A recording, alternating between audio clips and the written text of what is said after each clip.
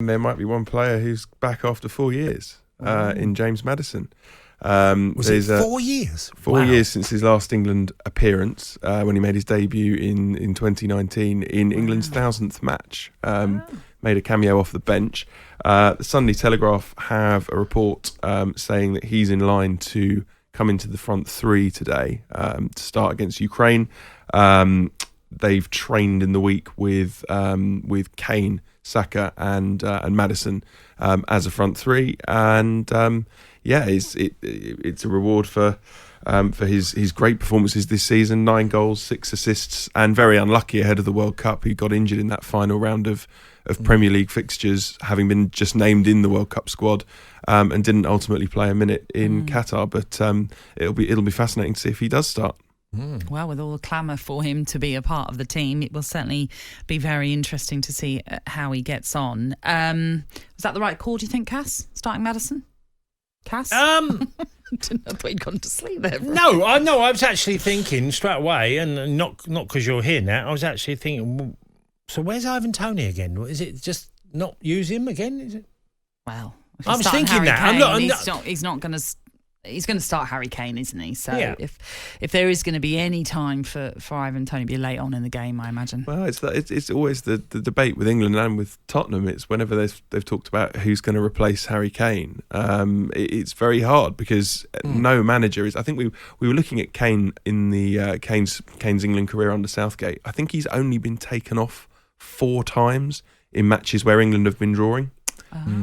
He's always going to keep him on because he's the best bet for goals, and also, you know, if they get a penalty as well, he's more likely than not to score it. So you can see why they put a premium on keeping him on the pitch, and that does stop people. We've seen plenty of number 9s tried over the last few years, but no one's been able to kind of stake a regular claim. Well, there's other players to talk about, and look, Maddison hopefully will get his chance and do really well. But Declan Rice, a piece by Danny Murphy, who talks about Declan. Danny Murphy in his Mail on Sunday column has said that Declan Rice really needs to leave West Ham, which I'm sure will delight fans at the London Stadium reading that this morning. But another brilliant performance for England on Thursday night from Rice, capped with a goal which answered some critics who said he hadn't scored very much. Isn't it incredible that 2 of the greatest midfield players, you know, Souness and Keane, have been quite critical of Rice? Yeah. And quite unfairly, in my opinion. But that, you know, that's their position. Well, I mean, Souness in particular thinks he should be scoring more goals. Yeah. So for him to then have scored in Naples, I'm sure Declan Rice was like, how about that? Yeah, exactly. Yeah. And I think it's fair to say he's like many of these players, he's rarely let England down. And it was a very solid, assured performance in a match where England needed to kind of show their mettle towards the end. It's interesting in the column, he sort of talks about how quite a large number of this squad, their futures could be up in the air. There's obviously the debate over Kane's future, whether he stays at Tottenham beyond the end of this season.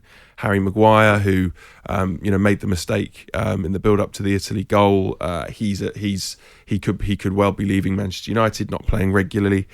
Calvin Phillips isn't playing regularly at Man City. Jude Bellingham is going to be highly sought after this summer. Liverpool, the Manchester clubs, Real Madrid, all in for him. So it's kind of, Rice is just one of 4 or 5 players in this England squad who could be playing in for a different club next season. Okay. And the manager, Nat. Manager, his future.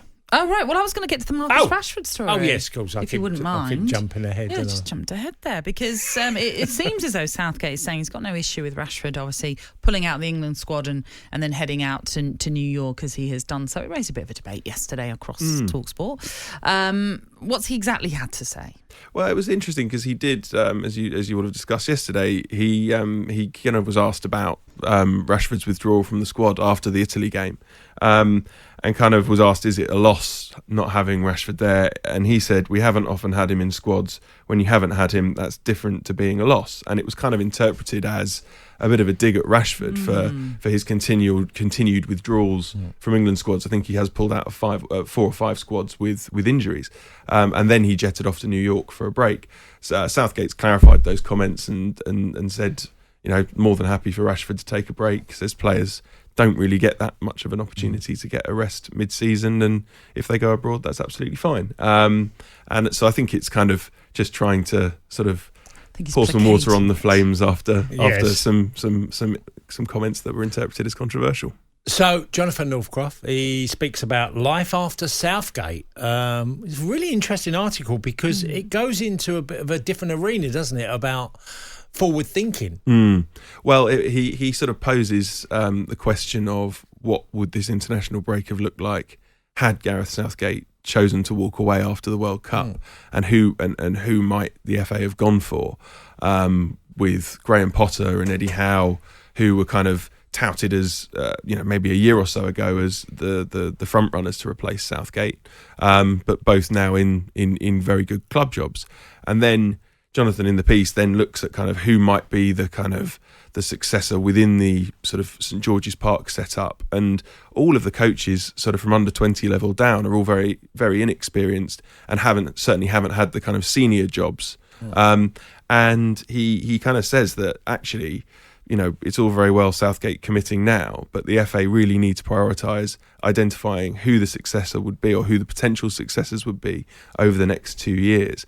And he floats a very interesting name in Anthony Barry, the Chelsea coach, who Thomas Tuchel wants to take with him to Bayern Munich, having worked with him at Stamford Bridge. And Jonathan says in the piece that the FA should be doing everything they can to sort of bring him in house, so that he can be part of the succession plan, because there don't seem to be too many coaches that would be ready, or English coaches that would be ready to step into the role, were Southgate to walk away.